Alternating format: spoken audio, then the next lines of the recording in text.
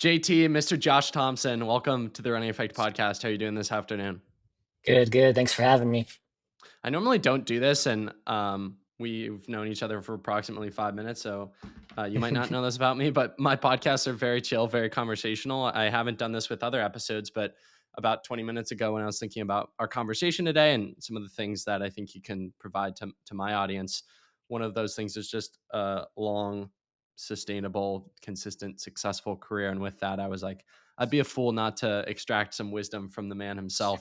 A lot of times with guests, I'll go into story and whatnot from the very get go. But for you, just like off the top of your head, asking you some things that I think would be super beneficial to the listener. You've trained at a bunch of high levels within the sport. You've been around some of the best people in the sport. I'm curious, as you sit here and reflect with me, what would you say is the difference between those who are good in the sport of running and those who are great in the sport of running? And what can people do to go from good to great in the sport of running? Oh man, I love that you said good to great. That's like my dad's whole philosophy growing up was good to great. There's a couple books. It's called Good to Great, and or great. Good is the enemy of great. And when I guess to start answering this question, I guess I can give you like my background of like how I came up with running. So I was a big time basketball player. That's all I wanted to do was play basketball. Um, and so throughout my entire life, like through middle school, it was just all about basketball. And I got to high school, and I was still about basketball, but I did running. I was kind of too small for football, and uh, I guess I started doing pretty like well in running.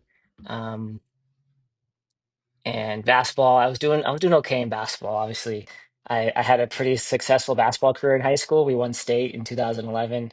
Um, but then running was just kind of like the sport that I was like pretty good at or decent at in high school. I guess my high school times were um, I can't remember. So my 800 time was 159. My 1600 time was 427, and my 3200 time was 929, and then my 5K time was 1636.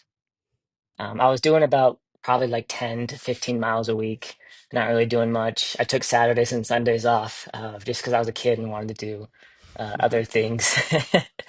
But then, so after my senior year, I got recruited to a small school in Arizona. It's called Central Arizona College. It's a junior college.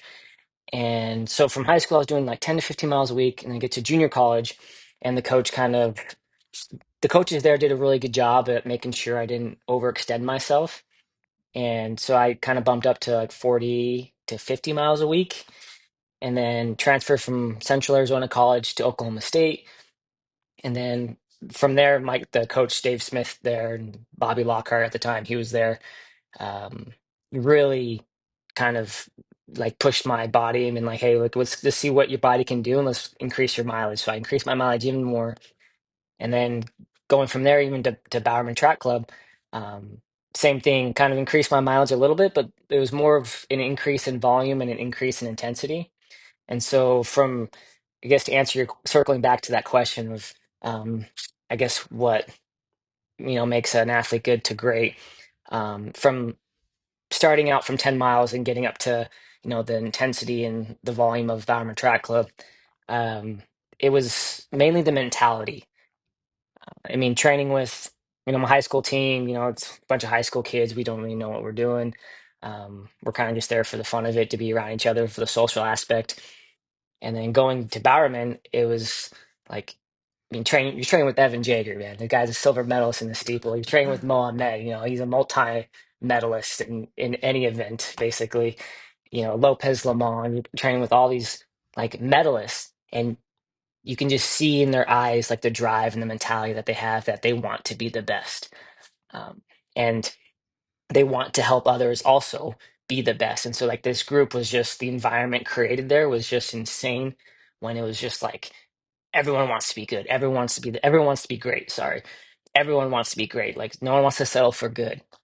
So just like the little things they would do every day, wake up, go to bed on time, stretch, recover, do like all the means necessary to stay healthy. And so that was probably the biggest thing that I noticed, was the mentality of the athlete. from becoming good to great.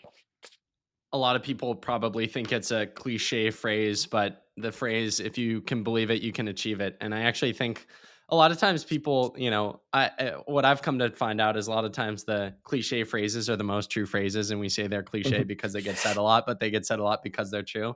What's your general thought process on belief and how that transforms your day to day and your reality? Like for a kid out there listening, or, a 60-year-old who wants to run their first marathon, we'll take the 60-year-old for example. Like if you're training for your first marathon, if you don't believe that you're not going to complete it and you go into every day with that mindset, it's going to work negatively towards you. Like your chances of injury, your chances of succeeding are just so much lower. And even if you have these outlandish goals, if you can kind of trick and convince yourself into believing them, even if you don't achieve them, you'll probably get pretty darn close. No, oh, absolutely. I mean, I love that you said that you can like trick your mind. I mean, if you come into these, you know, training periods or training sessions with this negative mindset, um, your your body will kind of start to believe it and start to grasp onto that idea that, maybe I'm not good enough or maybe this is too hard. And so, I mean, if you can believe it, you can achieve it. I mean, excuse me, I'm like a big believer in that. I mean, like, for example, like just because of my career, I guess, I was a 4:17 miler going into Oklahoma State, and then that first year I dropped down to 3:58. I kind of skipped the steps of, first you got to, break 4:20, then you break 4:15, then you break, you go sub 4:10, then you go sub 4:05, then you go sub four. I kind of just went from 4:17 to 3:58. I made this huge jump. Um, and during that time, I truly believed I could break four, even though I had nothing to show that I could do it except workouts. And so like I was begging my coach, like, hey, please put me in the fast heat. Please put me in the fast heat for the mile. Like I can do it. And he's like, no, you're a 4:17 guy. I'm not putting you in it. You're crazy. And I'm just like, please, please put me in. And then finally he convinced the meet director to put me in, and then I ended up, getting fourth in the race and running sub four, which was kind of unheard of um, for someone like me, I guess. I'm sure you know the name David Goggins. One of my favorite quotes from him is, the most important conversation is the one you have with yourself. You wake up with it, walk around with it, and go to bed with it. Eventually, you act on it. You have to change the internal dialogue. How have throughout your career have you worked on the thoughts you have, and specifically the negative ones that pop up? I can't break four. I can't go professional. I can't compete on a national stage. I can't compete on a world stage. I can't run this time. I can't beat this person. How do you combat those thoughts? Oh, it's a constant, reassurance that you have to give yourself. And when I joined Bowerman Track Club, I mean, I wasn't an NCAA champion. I wasn't, uh, I had some accolades, but I wasn't that good, you could say. And so when I joined Bowerman, these guys are medalists. These guys are like the top, five in the world. And here I am, I can't even get, top five in the NCAA. And so when I first joined Bowerman, my mindset was pretty poor. I was just like, I don't belong here. I don't feel like I deserve to be here. These guys are way better. And luckily for me, the teammates I had were very, um, I guess, helpful, and like they built me up pretty well, and they did a good job at keeping me, positive and helping me with my goals. And so just that first year was just rough for me mentally, just because I felt like I didn't belong, and I did struggle a little bit because it was also a new program, type of way to train. Um, but the constant battle I had in my head of like, you can do this, you can do hard things. Um, let's, try to stay positive. Just put in the work and you'll see the results later on. Specifically during your years at Bowerman, although this could have been probably a refrain in college or high school as well, the aspect of like being surrounded by people better than yourself, or even like, Bowerman was so crazy with the depth. Like you guys were low key competing against, like, I always felt bad for the 5K, 10K guys when there are like four or five people in the race from the same team. Yeah. But how much of your time at any level was it like a competitive mindset with your teammates and those around you versus a competitive mindset with yourself and yourself from yesterday? Or was it both? Um, I mean, when you show up to workouts on Bowerman, you got to be ready to go. You gotta be ready to, put in the work. I mean, the guys there are gonna help you, as much as they can. And I was kind of fortunate enough to have those teammates that were, I guess you could say, stronger than me aerobically. I definitely struggled in the strength workouts that we did, and the guys on the team were just super great into helping me like get through those workouts. Um, but at the same time, we were always competitive. Even when we do like the sprints, today they would always mention that like whenever we have like a speed day, they'd be like, "Oh, JT, today's your day," you know. And then that turned into a joke that every day was my day. Even though I struggled with a lot of the stuff that they did. But the speed days were fun just because it was not really my chance to get back at them for, dropping me in these like strength workouts, but um, just a little confidence boost for me. So it was, those days were pretty competitive, and I've always enjoyed those days. Give me a story because I'm sure there are plenty. Turf fields, Beaverton, Oregon, fall. You guys would do crazy sessions on the grass, 4x2 mile, the whole 9 yards of tempo strength sessions. What's a funny JT story hanging on to the Bowerman train? Oh, dude, there's so many of them. Uh, you could ask any of the guys on the team about a JT hanging on type of day. They'd probably mention that it'd be like every day. Um, but there was one day, this wasn't necessarily like on the turf field, but we were in doing altitude training in Utah, and we were doing this session, and I forgot what we were doing. I'm pretty sure we were doing um, either like 2 mile mile, 2 mile mile, 2 mile mile, something like that, right? And so we all start off in this group, and there's like a big long line of us, right? And then towards like the end, well, mind you, this is at like 4,500 feet, 5,000 feet, and we're doing this pace, and then there's three of us that are kind of like falling off. Um, so the rest of the group takes off, and then there's three of us. I'm not going to name names, but it was me, these two other guys, obviously, and we're going, and so we kind of form a group. But then I guess one person started to fall off, and the other person would go around, and then it just kind of turned into this race where we're just constantly passing each other because we're all getting tired, but we're also slowing down at the same time. And it just looked ridiculous. Like if you were a coach standing there watching these top athletes like do a workout, and they're just getting dropped by each other, and they're slowing down each lap. It just looked funny. It was just hilarious at the time. Going back to the piece on competition, and came across this quote probably 2 months ago that I think reframed a lot of how I view competition. The quote is, the biggest risk to your future competition isn't, or the biggest risk to your future isn't your competition. It's the distractions you insist on keeping in your life rather than doing the things you know you should be doing but aren't. People delay doing things they don't like for longer than it takes to do them. Yeah, that one cut deep.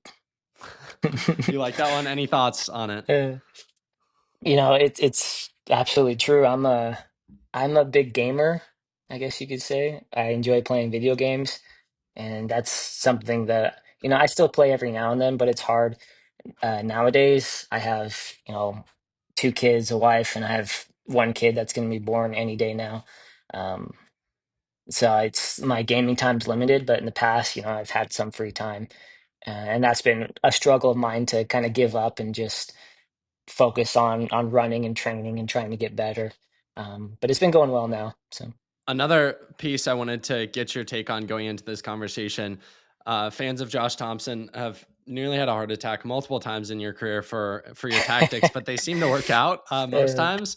Um, how do you view, like, we look at other sports, right? If this was a football podcast or a basketball podcast, a lot of it would be centered around, how do you view your competition? How often are you in the film room? They'll talk about, covering different schemes. Like, of course, those sports are more complex, but I'm curious, as someone who I think is known for their tactics, how do you view tactics in the sport? How do you study them? How do you refine your own, as well as to someone out there listening? How can someone improve their own tactics? well, first of all, my tactics are terrible. I am not They smart work. when it comes to making it too close. I mean, even I guess there's a bunch of YouTube videos you can watch of races, and then I've done that quite a bit. Um, Whether it's the 1500, the 800. any race, any distance race, you should watch and learn how people move and what spot they're in when it comes to the bell lap or what spot they're in. If there's 5 laps to go, or it's just trying to figure out where you need to be and position yourself. And when you're in the race, you can hear the other athletes breathe. You can hear how like their steps and how they're moving. And so I feel like when I've raced and I've like when I pay attention to these things as I'm racing, like I can, I'm not saying like I can kind of tell like who's gonna kind of slow down, who's gonna pick it up, who's feeling really good. And so I kind of base I guess, my tactics off of the other people in the race and try to make it as close as possible so that everyone, doesn't have hair by the time they watch the race or finish watching me racing because it's so close. And I'm pretty sure, I think in 2022, in the at USA's and no, USA's when I made the team, I think the time it came down to for getting into the final and getting third in the final, like if you combine those two times, it was like 0.03 seconds would make or break my, I guess, season, or I guess the race. Sean McGorty pointed that out to me because we were rooming together, so it was kind of funny. Um, but yeah, just watch YouTube videos. Matthew Centrich is a great tactician. Cole Hawker, great tactician. Yeah, I mean they're all really, I guess the top U.S. athletes in the 15 are really great tacticians. So. Are there any ways to practice tactics within practice, or is it purely through races that you refine your tactics? Um, I, that's a tough question.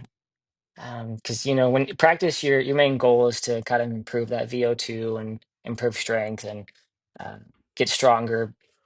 And so racing in practice isn't really, I guess, necessary. I'd say you gain a lot of experience in races itself, and so I'd say that's probably the best place to gain experience when it comes to tactics in races. When you would do 150s or 300s back in the day with Bowerman, or even present day if you work out with people, would you think though with like 50 meters to go or 30 meters to go, or when the rep starts with 50 meters to go, I'm gonna like chop up the feet a little bit more? Did you work on tactics through that, or is that just like a separate, whole different blueprint and ball game? Yeah, that was kind of separate. I mean, our coach didn't like when we would race, the 150s or 300s. Very rarely did he let us do races like in workouts. I only remember like a couple of them, and it's usually someone kind of eggs it on or pushes the pace that goes faster than what we're supposed to, and then that's when everyone's like, okay, you want to race. And so that's when everyone they kind of pick up on the drift, and they're like, okay, it's race time, so we're gonna hammer. Um, and so when those opportunities arise, I'm like, I love it because I'm like, okay, I want to show these guys that I'm faster than them, or I have the best kick. Every miler has the best kick. Um, so when those, I guess, opportunities like arise, that's kind of when we take advantage of them. But very rarely did it happen, just because of the risk of injury. You don't want to pull a hamstring racing a 150 in practice. That'd be a terrible Instagram post. All right, Stephen Jagger in the last Yeah, 150, and I'll yeah, see you guys next year. yeah. I suffered. You've been a part of, multiple just evolutions, right? High school, college. You mentioned JUCO, and then Oklahoma State and Bowerman, where you're at currently. Um, so you've experienced a lot of different training throughout the years, and obviously, as you mentioned, like you're, you know, 10 miles a week in high school, 15 miles a week in high school is different from like that 40 or 50 early on to difference in Bowerman, as you mentioned, and took me through earlier on. For someone out there listening, like I think a cool thing about social media and even about something like Strava, like a positive aspect to it, is that people can see that the path to greatness looks very different. Like I know both Graham Blanks and Parker Wolf, and they're both very similar and doing things that have never been seen in the NCAA before, and their training looks decently different, right? There are Mhm. multiple ways to break 13 minutes in the 5K, and their two examples are a US team in the 1500. Like you take those three guys, and I'm sure there are corollaries between training, but you guys all probably did a different like tune-up race workout, or like your last hard session was probably a little bit different. So through your experience throughout the years of different training setups and systems, what would you say are like a few core fundamentals that every training program should include? I think the number one thing like a team should have is like a great culture, a great environment. I think that is extremely important when it comes to building a team or trying to become better. When you have, it's just that one person that's kind of negative, it kind of brings the vibe down a little bit, brings down the energy, and um, eventually someone's going to pick up on it, and it kind of spreads like cancer. So I think a very important part of training is creating a healthy environment where every athlete can thrive and become better. If someone gets injured, you know, there's people there to help them get back to becoming healthy. And then if someone's having an off day, you just kind of shake it off. Let's move on to the next. I think a lot of people get discouraged, specifically in high school, with how fast people are running. Like the best of the best high schoolers break four every year now. That used to be way more rare. And I love your part of the story that you weren't the hot shot breaking 4 minutes in the mile in high school. You were like a 420s guy. Could you give some advice to, and it doesn't even have to be a high school boy, but really any stage, someone who isn't quite where they want to be, but they have dreams of doing some of the things you've done, but they don't necessarily, they can't say, I want to make a world championship team one day because they've run 440 in the mile, right? And they'll probably be laughed at by their friends. Whenever I coach athletes, I always tell them to have like a dream goal and to keep this dream goal like to themselves a little bit and not to share it with too many people. For example, like I had a dream to break four in the mile, and this was back when I was a 426 guy. It going from 426 to sub four is hard, but it's doable. And so if you were to tell me, if I were to go around saying like, yeah, I'm going to break four in the mile, people would be like, yeah, you're going to get laughed at. And so that's why I kind of tell people to have these dream goals, keep them to themselves, share it with people you trust, that are going to help you and support you. Um, but these dream goals, I think, help athletes mentally to, you know, keep pushing and keep striving to, achieve that goal. You can set up these realistic goals along the way. But the dream goal, breaking four, if you're a high school kid, breaking full four, yeah, just have that dream goal, and work towards it. Keep working towards it. Um, set up like these small goals and achieve them. But I think the dream goals are extremely important for athletes mentally to help keep them consistent, to keep them motivated, and I guess that's probably one of the things that helped me is I set these dream goals for myself, and then um, I kind of don't tell anyone because, I mean, yeah, I want to win Olympics or I want to win world championships, but then, people are going to be like, okay, JT, you better chill. Like you're not quite there yet. So yeah, have these dream goals, um, work towards them, stay motivated, stay consistent, and, who knows where you'll land. You ask any 5 to 10 year old roughly, your kids are probably coming close to this age. They'll all say they want to make the Olympics. Like I still have yet to meet a kid who's like, I don't want to make the Olympics when you talk about sports. And then I think Mhm. it translates in high school to maybe a little bit of a dose of reality of like, you don't quite know if you're good enough to be on that path and trajectory. But I think I get a lot of DMs frequently about, especially in the age of Instagram, right? Someone sees just very practically the amount of Nike gear that you get, and they're like, "Oh, I want to be a professional runner because I get free Nike shoes," right? And I Mhm. think it kind of creates this false sense of illusion of the job that is actually innately way harder than most people think it is.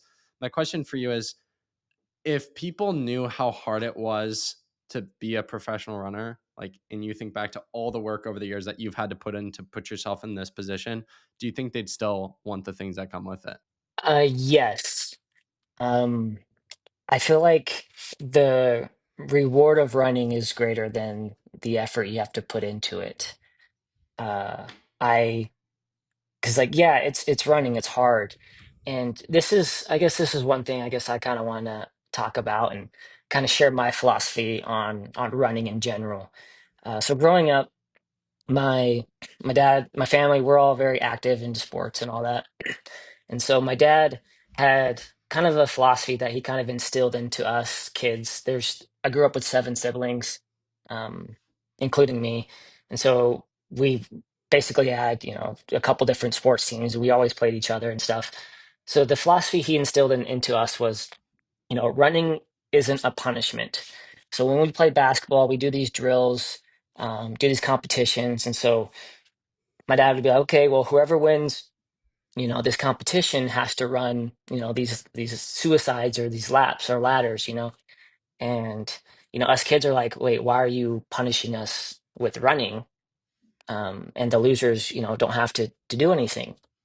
And my dad would explain to us, like, hey, like the winners are the ones who get to play. The winners are the ones who are in shape and get to play. The losers, sit the bench and watch.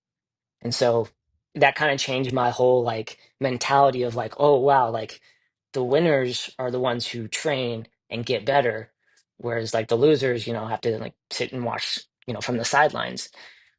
And I never wanted to sit and watch from the sidelines. I wanted to be playing. Um, there's a quote, I don't even know who said it, everyone's great when they're not tired. And so it's, if you want to be great, you got to show it when you're tired. And so we would do these competitions, we would win, then we get on the line, we do these laps, and that kind of just changed my whole like, oh, like if I want to be the best, I gotta train. And so same thing with running. Like I don't think running should be viewed as a punishment. And it's hard. It's always going to be hard because, you start running, you start getting in shape, and then you push your body even more. So running is always going to be hard no matter what. But the effort, or sorry, the reward is greater than the effort put forth just because of all the people you meet, the races you go to, uh, the things you can accomplish for yourself, the people you can inspire and help, get to where they want to be in terms of coaching, and especially with social media. I'm sure there's a handful of kids who ran 4:26 or faster in the mile, and can listen to this and be like, oh, like if JT can do it, he's not he's a basketball player, then I can do it. So Love that mindset from your dad. I got to get that guy on the podcast with that. I've never heard it framed that way, but yeah, like it's a privilege to work hard and to be able to work hard. And I love that reframing, and that's probably so valuable at that age too of development for you. And I'm sure that's bled into other aspects of your yeah, career I mean, going down the road. sorry to interrupt, but yeah, like I forgot to mention when I would lose in these competitions, I like the amount of anger and like motivation I had to go and do the exercise or the ladder on my like own was insane. But my dad would like stop me, be like, "No, like sit down. You have to watch. You have to watch these guys get better because you lost." Um, and so, even after practice, I count how many they did, and I'd be like, okay, I'm gonna go do it too on my own. And so I think it also helps, you know, motivate kids to exercise or do anything after the actual time for practice, on their own. So Some Michael Jordan type stuff right there. Love it. Love it. That's a great nugget of wisdom for coaches out there listening. You mentioned you're one of seven kids. I'm one of six, so I'm curious to ask you this question. How do you feel like being raised in a big family shaped who you are, both as a person and athlete? oh, I mean, it was great. It was fun. I have three older sisters, two younger brothers and a younger sister. Um, and yeah, I mean, my all my sisters played volleyball, basketball, um, softball, track, and so it was very competitive. Everything was competitive. Fighting over snacks. It, we would like hide snacks in the pantry just because we didn't want the others to have it. Um, but it was good. My sisters and they were very good mentors. They were kind to me sometimes. Definitely helped create a good path for me growing up. And then my younger siblings were there, and they were good too. They were they were there. It's funny. They were nice. It was fun just to kind of help them grow, and they also taught me to be patient. So it was good. Speaking on the family aspect some more, something I've always admired about you from afar is how family focused you are. And that's a key component within your career. And not to name names because I don't even have names in my head, but I think one unfortunate is maybe a strong word, but I'll use it. Why not? It's my platform.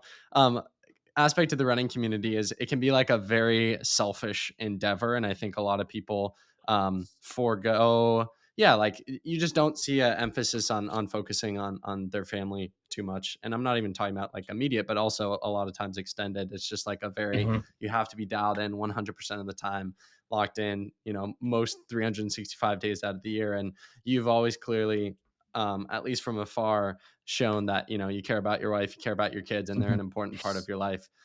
Floor is yours to talk about that. Why you make that an emphasis within your life and a focus within your life, and how that's in turn benefited you. Yeah. So, um, yeah, running is an extremely, individual sport. Everything is based off of your effort alone, and it's no one else's fault. It's your fault. If you do bad and if you do well, then there's people who've helped you, coaches and family who supported you. But when you fall, it's kind of on your own. And so, um, my I met my wife in college. She ran at the University of Oklahoma, and um, from dating and stuff, we talked about having kids at a young age. Running doesn't last forever. Everyone knows that. You have this short window of your life where you can train, and then after that, running's done. Then you have the rest of your life to do whatever. And so my wife and I wanted to have kids young so that when we were older and our kids started having kids, we can be able to do stuff with their kids and be healthy enough to be around and go do stuff with them. And so I think when we got married, we kind of wanted to start having kids, and so we had kids. And my wife is probably the real hero of my, I guess, success stories. She allowed me to go off to these altitude camps by myself with the Bowerman Track Club and kind of train. And she was kind of left at home with two kids. Um, and so she's taken a lot of the grunt of the work, and so my successes were her successes. It was kind of a joint effort. It's not like I made the team, I made the world team, or like I made the world final. It was more of my wife and I, we made the team because she allowed, um she was up at night with the kids. She was doing the diaper changing, she was doing the feeding, she was putting the kids to bed, the baths, all that stuff that comes with being a mother. And so a lot of my success goes to like credited to her because of what she was able to do. And so I'm like extremely grateful to have a wife like that. So During those trips or altitude camps where you were locked in for 6, 7, 8 weeks at a time, away from your family, away from your kids, what was your heart like? Because I'm sure it's like two desires of your heart competing, right? You're like at altitude, focused on, literally trying to become the best in the world. And then you also, I'm sure, like FaceTimes probably broke your heart where you were like, you see your kids, but you're not with your kids. Like, what was that like? And was that ever like just emotionally really difficult? yeah, there were a couple times, I guess many times where I would have my heart kind of broken a little bit. Um, just when it comes to FaceTiming, it was sad because like we'd FaceTime, every other night or some nights. And um you see like your kids like looking at the phone, and they just like kind of just like, oh, hi dad, and then kind of just leave. And um it was just sad that they feel like they know their dad through the phone, and there would be times where they wouldn't want to talk to me, and that would be sad. But it was the sad part was that I felt like I was missing out on like them growing up, and I wasn't a part of that. And so that was kind of the heartbreaker, was just, I guess, having FOMO. Just not being there for him when, and they kind of just like, oh, my dad's on the phone, and so like that's how I know my dad is through a phone. Um, and so that there were many times where I was just like I wish I was at home, just to just be around him, have him in my arms. Yeah. In this next chapter of your life being in Utah full time, how much more fulfilled do you feel with the current setup you have? Oh, it's great. It's nice to, be able to spend as much time as I can with my kids. It's and I'm in a good community as well. There's my immediate family lives like an hour away, so we have lots of help there. Um, it's been so much better for me mentally, um, and it's been nice for my wife because I'm able to help out more, um, do dishes, help with baths, put the kids to bed, stuff like that. So it's been really nice for me to be back home full time. Going back a few questions ago, speaking to that, 420s versions of yourself in high school, was there a specific point along the journey that you started to believe that what JT has accomplished present day was possible? Okay, so yeah, well, a lot of my coaches growing up, they would tell me, that like I could achieve great things, and I never really believed them. Even at my JUCO, the coach there, he tried like constantly to tell me I'm an elite athlete, and when you're in a JUCO level, you're thinking, I'm just a JUCO guy, like I'm not that good. Um, and so it wasn't until I got to Oklahoma State where I was surrounded by, other athletes who also wanted to achieve greatness. Craig Nowak, he was a big influence of mine. Um, being around him and the team and Dave Smith, they all wanted excellence. They all wanted to grab it. And so when I got there, I was just in awe of how many people wanted to succeed. And so it was then I was like, okay, like maybe I can do this, maybe I can be an elite athlete. And then started training, started copying what the guys were doing. And then I saw these huge jumps and improvements with myself. Um, and then it wasn't until like the end of cross season where I was like, okay, like I can do this. Like I think I can go pro in running. So it was at Oklahoma State with Dave Smith is where I was like, yeah, I can do this. Speaking of those coaches, can you currently state where you're at? I believe you're an assistant coach, what you do as a coach, as well as how the coaches you've had in the past, whether it's a Dave Smith or someone else, have influenced, you as a coach and what you're currently doing. So yeah, I'm still training for Nike or running for Nike. They've been really great to me. Probably too nice, too good to me. So I'm extremely grateful for them. Uh, and then I coach at Utah Tech University here in Southern Utah. Um, it's volunteer slash assistant.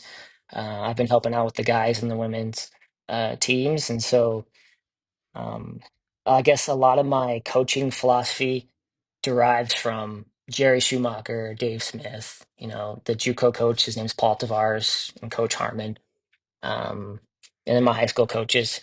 So a lot of my philosophy comes from those guys. So I've kind of taken the good, kind of got rid of some of the bad that I didn't like, that I didn't find work. But most of it comes from Jerry Schumacher, Dave Smith, the two successful coaches. And so I believe that their programs and their view of training is the best. Obviously, I mean they've both done extremely incredible jobs. So. You've had such a long, successful career, and we could, if I were to go down the accolades, we'd be here for quite a few minutes. So I'll leave that to people to look up you on Wikipedia or whatever they want to or read the show notes of this episode.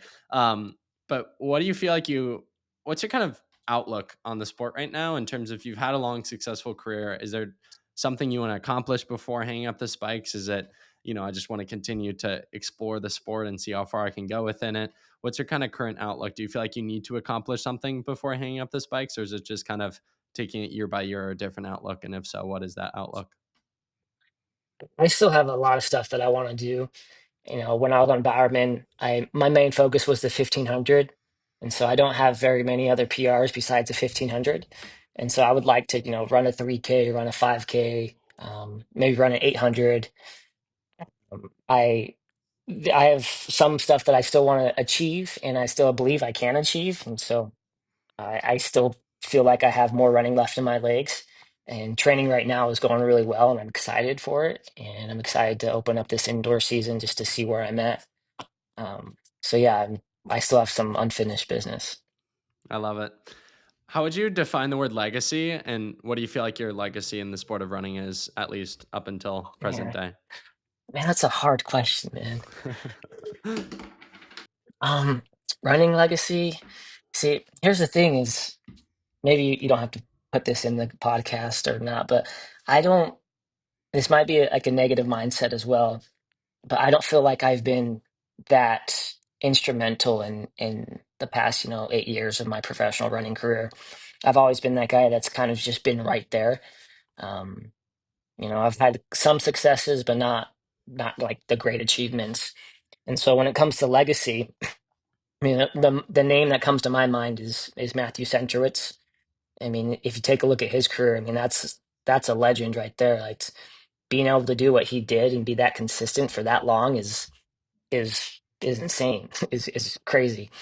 Um, but I've been doing this sport for 8 years now, and um, I've been consistent somewhat. I guess last year I kind of had a rough patch, but uh, I guess legacy would be defined as consistency in my eyes. I mean, that's what make Michael Jordan a legend. He's been consistent in the finals. Um, The actual GOAT, by the way, if anyone thinks it's LeBron.